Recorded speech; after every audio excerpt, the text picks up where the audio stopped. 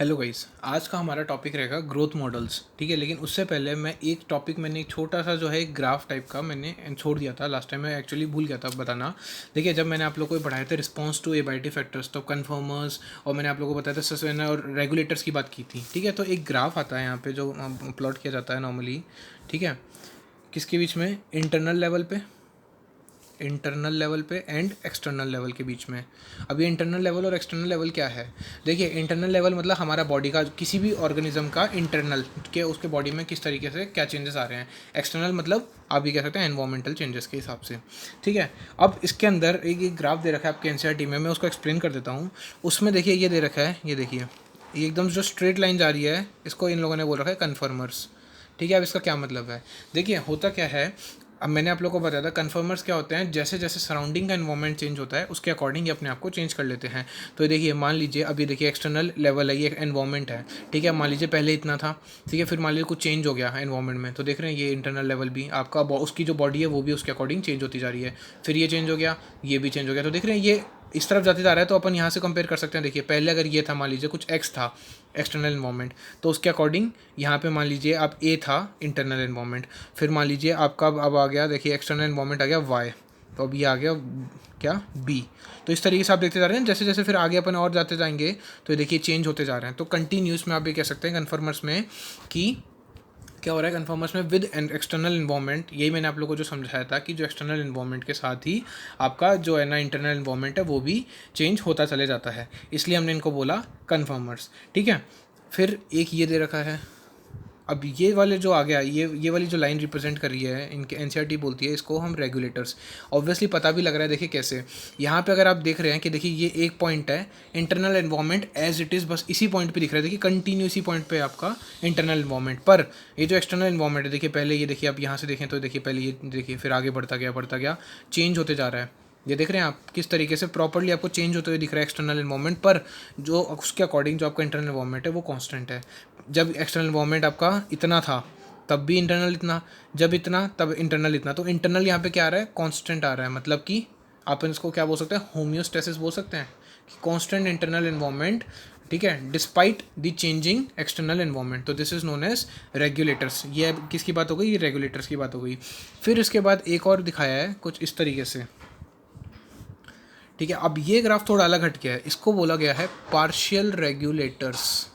Partial regulators, देखिए अब इसका क्या मतलब है कि एक टाइम पर तो देखिए कैसे बिहेव कर रहे थे, बिल्कुल कन्फर्मर्स की तरह बिहेव कर रहे थे कि ये भी चेंज होते जा रहे थे। लेकिन एक टाइम बाद फिर एक्सटर्नल कितना भी चेंज हो गया, ये बिल्कुल कैसे, देखिए ये बिल्कुल कांस्टेंट थे। मतलब इस पॉइंट तक, एक पर्टिकुलर पॉइंट तक, मान लीजिए कुछ ऐसे ऑर्गेनिजम्स होते हैं जो कि स्टार्टिंग में मैनेज नहीं कर पाते, स्टार्टिंग में अपना इन्वायरमेंट को कांस्टेंट होम्योस्टेसिस मेंटेन नहीं कर पाते, तो वो चेंज हो जाते हैं, पर उसके बाद वो इवोल्व होते हैं और फिर अपना वो रेगुलेट कर पाते हैं। इसलिए इनको हमने बोला है पार्शियल रेगुलेटर, क्योंकि ये हमेशा रेगुलेट नहीं करते। मैंने जैसे आपको बताया था कुछ ऑर्गेनिजम्स होते हैं वो इवोल्व होते हैं कि हाँ कुछ हद तक तो हम रेगुलेट कर लेंगे, उसके बाद नहीं। तो वही इन लोगों ने किया कि पहले कुछ हद तक नहीं कर पाए, फिर बाद में रेगुलेट कर लिया। कंप्लीट रेगुलेटर्स नहीं होते, दीज आर पार्शियल रेगुलेटर्स। तो ये ग्राफ दे रखा है, ठीक है ना। ये अल्टीमेटली ये ग्राफ क्या शो कर रहा है, ऑर्गेनिज्म का रिस्पॉन्स, अलग अलग ऑर्गेनिजम्स का रिस्पॉन्स शो कर रहा है ये। ठीक है, तो ये ग्राफ थोड़ा ध्यान रखिएगा। ठीक है, ये बनाने को भी आ सकता है, एमसीक्यूज क्वेश्चन में भी पूछा जा सकता है। यहाँ पे इंटरनल लेवल आएगा और यहाँ पे एक्सटर्नल लेवल, ये भी इंपॉर्टेंट है इसमें। ठीक है, तो ये हमारी बात हो गई लास्ट लेक्चर की, पुराने लेक्चर की, जो मैंने टॉपिक छोड़ दिया था। अब मैं बात करूँगा, हम पढ़ रहे थे पॉपुलेशन, तो अब पॉपुलेशन में मैं आज आप लोग को पढ़ाऊँगा ग्रोथ मॉडल्स। ठीक है, अब हम टोटल 2 ग्रोथ मॉडल्स की बात करने वाले हैं। सबसे पहला तो एक्सपोनेंशियल ग्रोथ, सबसे पहला हम जिसकी बात करेंगे that will be exponential growth. ठीक है, एक्सपोनेंशियल ग्रोथ, आप जानते हैं एक्सपोनेंट कैसे होते हैं, आप लोगों ने मैथ्स में पढ़ा है। 2 रेज़ टू द पावर 2 इसको 4 बोलते हैं, 2 रेज़ टू द पावर 3 इसको हम बोलते हैं 8। तो ये क्या है, ये 2 ये 3 क्या है, ये एक्सपोनेंट है ना इसकी। एक्सपोनेंट में इंक्रीज हो रहा है ना, मतलब देख रहे हैं 2 के 4 होना, 4 के 8 होना, फिर 8 के कितने 16 होना, तो ये 16 के 32 होना, ये क्या होता है, ये एक्सपोनेंशियल ग्रोथ होती है कि डबल होते जा रहे हैं। ठीक है, तो दिस इज एक्सपोनेंशियल ग्रोथ। मतलब मैं इसको बोल 32 को मैं लिख सकता हूँ 2 रेज़ टू द पावर 5, तो ये क्या हो गई, एक्सपोनेंशियल ग्रोथ हो गई। ठीक है, this is known as exponential growth. ये तो हो गई आम बात में समझाना कि क्या होता है एक्सपोनेंशियल ग्रोथ। अब इसको मैं बायोलॉजी से देखिए कैसे रिलेट करने वाला हूँ। तो देखिए, अब हम जैसे मानते हैं कि जो रिसोर्सेज की जो अवेलेबिलिटी होती है, ठीक है, जो रिसोर्सेज की जो अवेलेबिलिटी होती है कि भाई रिसोर्सेज क्या हो गए, किसी भी हैबिटेट में आपको रिसोर्सेज के नाम पे क्या होता है, एक तो फूड चाहिए होता है। प्लस एक स्पेस चाहिए होती है जहाँ पे रह सकें, प्रॉपर कंडीशन, जहाँ पे अगर बारिश आए तो भी आप बचाव कर सकें, ज़्यादा गर्मी पड़े तो एक प्रॉपर स्पेस चाहिए, और आपको फूड चाहिए। यही है मेन रिसोर्सेज, ठीक है, यही एसेंशियलिटी है, यही आपको मेनली रिक्वायरमेंट होती है। किसके लिए? For the continuous growth. किसी भी पॉपुलेशन को ये दो चीज़ें चाहिए होती है फॉर दी कंटिन्यूस ग्रोथ, ठीक है। मतलब कि अगर किसी पॉपुलेशन को प्रॉपर अगर फूड मिल रहा है, स्पेस मिल रहा है, ये रिसोर्सेज मिल रहे हैं, तो उसकी अच्छी खासी ग्रोथ देखने को आपको मिल जाएगी, ठीक है ना। अगर मैं एक आइडियल कंडीशन लेके चल रहा हूँ, सपोज आइडियल आप लोगों को पता है आइडियल क्या होता है, जो कि नॉर्मली एग्जिस्ट नहीं करता, पर अपन मान के चलते हैं। जैसे अपन सपना देखते हैं ना, अपन सपनों में बड़ी बड़ी चीज़ें, क्या काश हमारा ऐसा होता, हम इतने अमीर होते, ये होते, तो वो हम क्या देख रहे हैं? एक सपना देख रहे हैं, आइडियली बात कर रहे हैं हम कि शायद ऐसा कभी होता। तो आइडियली अगर मैं बात कर लूँ, मान लीजिए रिसोर्सेज जो हैं ये है अनलिमिटेड। आप भी जानते हैं ये प्रैक्टिकली पॉसिबल नहीं है। अगर अनलिमिटेड होती तो फिर तो बात ही क्या होती है, ठीक है ना।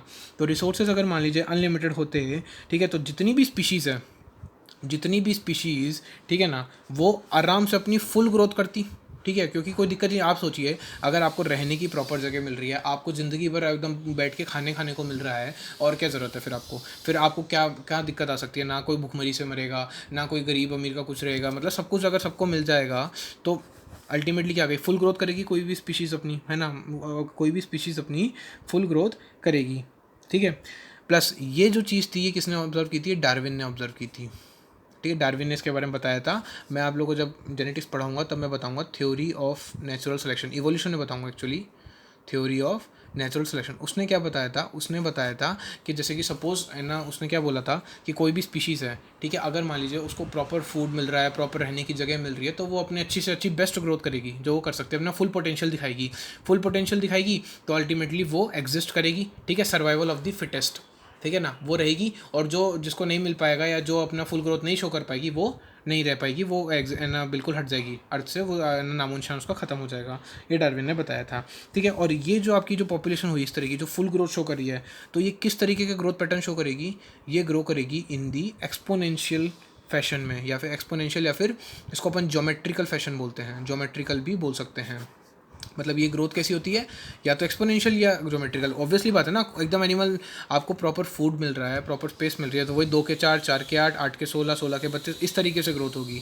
तो this is known as exponential growth, ठीक है ना। अगर अब मान के चलते हैं, देखिए अब थोड़ी सी मैथ्स आएगी यहाँ पे, ठीक है, क्योंकि अब नाम ही हमने एक्सपोनेंशियल ग्रोथ बोल दिया, तो मैथ्स तो आनी है। अब देखिए होता क्या है, मान लीजिए कोई पॉपुलेशन है, ठीक है, उसको हमने बोल दिया एन से हम डिनोट किया, ठीक है। बर्थ रेट मैंने आपको कल बताया था, बर्थ रेट को कैसे हमने डिनोट किया? बी से। और डेथ रेट को हम कैसे डिनोट कर रहे हैं? डी से। ये मैंने कल आप लोगों को बता दिया था, ठीक है ना। तो अब अगर आप मान लीजिए कि कोई पॉपुलेशन है, ठीक है, ये जिस पॉपुलेशन की मैं बात कर रहा हूँ, अगर उसमें इंक्रीमेंट आता है या डिक्रीमेंट आता है एक पर्टिकुलर टाइम पीरियड में, इन अ टाइम पीरियड टी में, ठीक है, टी टाइम पीरियड में अगर उसमें इंक्रीमेंट आ रहा है, डिक्रीमेंट आ रहा है, तो अपन उसको कैसे डिनोट करते हैं मैथ्स में? D N by D T, जो आप डिफ्रेंसिएशन में पढ़ते आ रहे हैं, है ना। मतलब अपन ये तो बोल रहे हैं ना, जैसे अगर आप लोगों को याद हो तो आप लोगों ने पढ़ा होगा, क्या है ना, वेलोसिटी को क्या बोलते हैं आप? D x by D T बोलते हैं। Velocity is D x by D T, मतलब क्या बोलते हो कि कितना उसने अपना चेंज किया, डिस्टेंस कितना किया, ठीक है ना।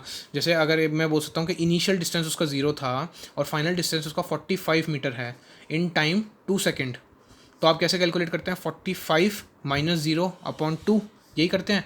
तो उसी तरीके से डी एन क्या आ गया कि फाइनल पॉपुलेशन कितनी हुई माइनस इनिशियल पॉपुलेशन कितनी हुई इन अ गिवन टाइम पीरियड, कि मान लीजिए 1 साल 2 साल। तो यही अपन दिखाना चाह रहा हूँ मैं आपको, D N by D T से यहाँ पे मैं एक्सप्रेस करना चाह रहा हूँ, ठीक है। अब देखिए, तो अब अगर मैं फॉर्मूला बनाऊँ तो D N by D T is equals to, ठीक है ना। अब मैं क्या बोल रहा हूँ, ये मैं क्या बोल रहा हूँ, what is this? This is change in population, it is change in the population in a given time period, ठीक है। ये एक गिवन टाइम पीरियड में आपकी पॉपुलेशन में चेंज बता रहा है।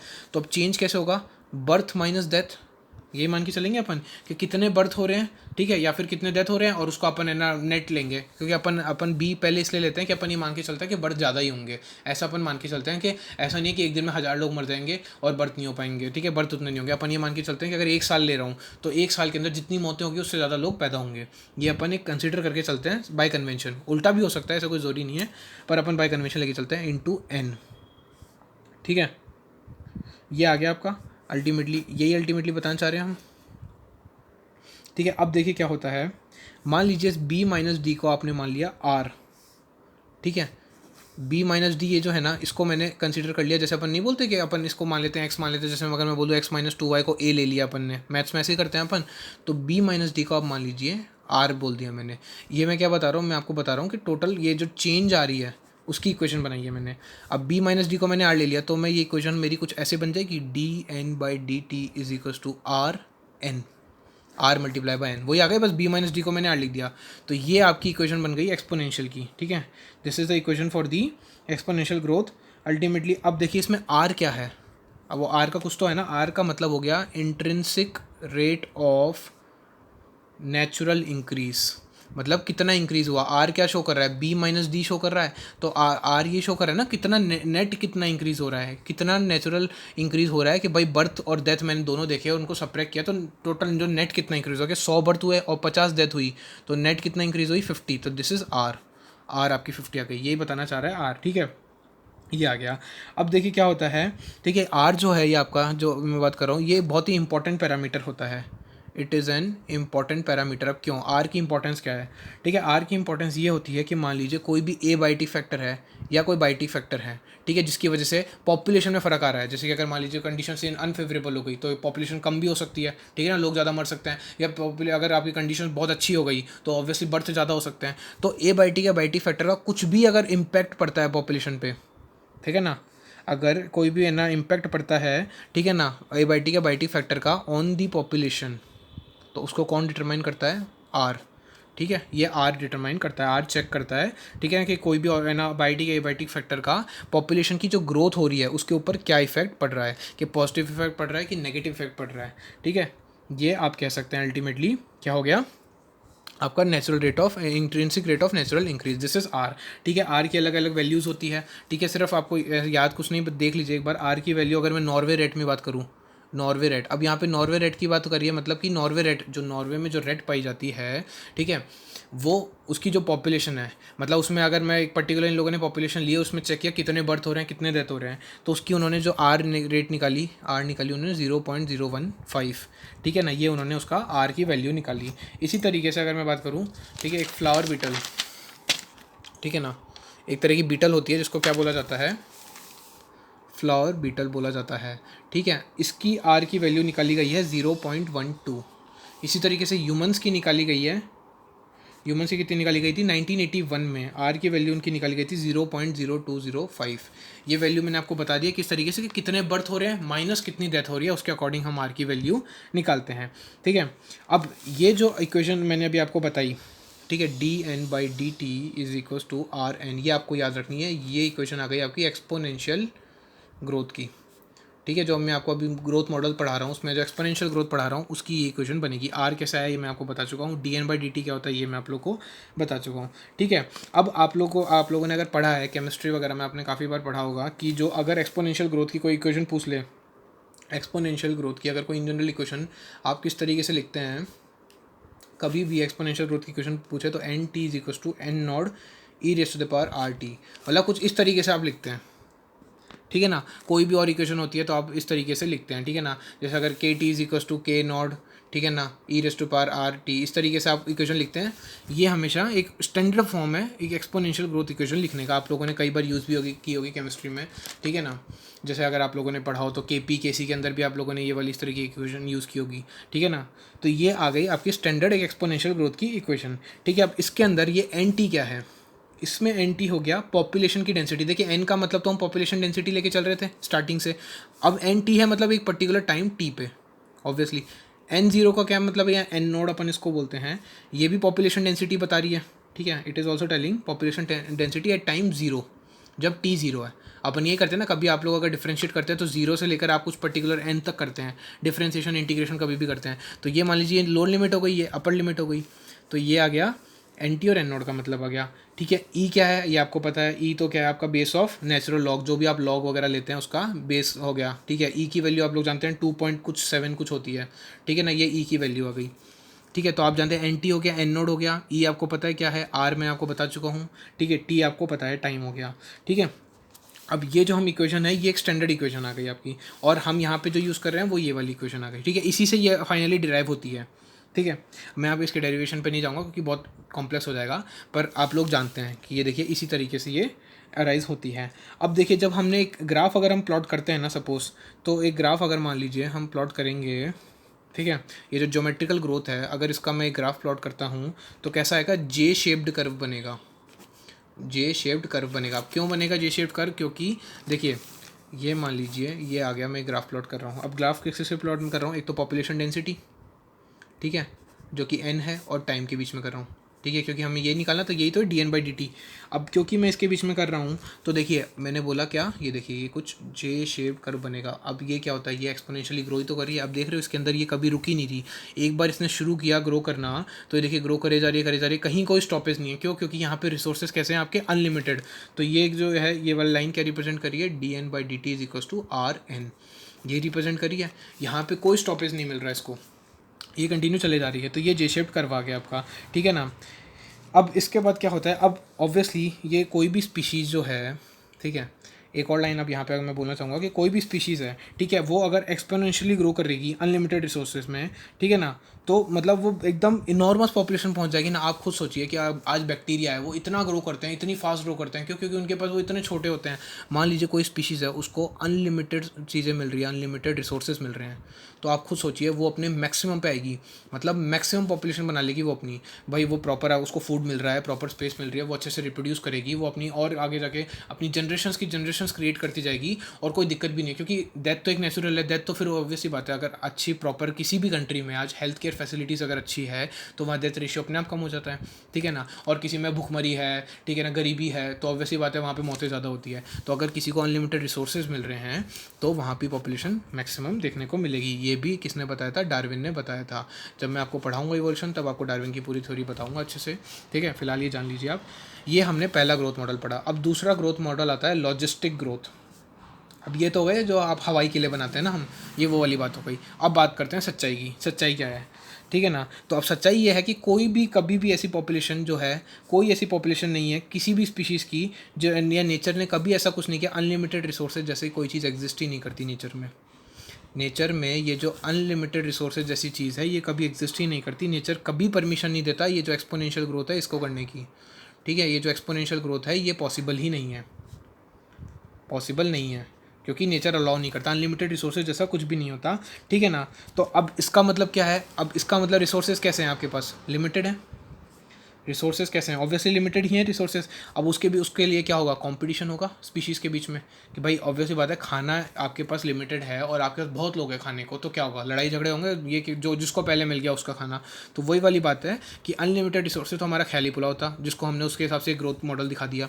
अब लॉजिस्टिक, अब हम लॉजिक लगा रहे हैं कि भैया लॉजिकली क्या बात हो सकती है। तो रिसोर्सेज हैं लिमिटेड, तो क्या होगा, कॉम्पिटिशन होगा इस स्पीशीज़ के बीच में, ठीक है ना। तो ऑब्वियसली फिर वही जो फिटेस्ट इंडिविजुअल होगा, जो फिटेस्ट इंडिविजुअल होगा वो सर्वाइव करेगा और रिप्रोड्यूस करेगा और अपनी जो है स्पीशीज़ वो आगे बढ़ाएगा। तो जो सिर्फ फिटेस्ट इंडिविजुअल होगा, सिर्फ इसीलिए डार्विन ने जो थ्योरी दी थी सर्वाइवल ऑफ द फिटेस्ट, वो यही कहना चाह रहा है कि जो सबसे फिटेस्ट होगा, ठीक है ना, जो अच्छे से अपना है ना अपनी जो भी एबिलिटीज़ उसको यूज़ करके अपने आप को सर्वाइव कर पाएगा, अपना सर्वाइवल पॉसिबल कर पाएगा, सिर्फ वही रह पाएगा, बाकी एक्सटेंड कर जाएंगे, ठीक है ना।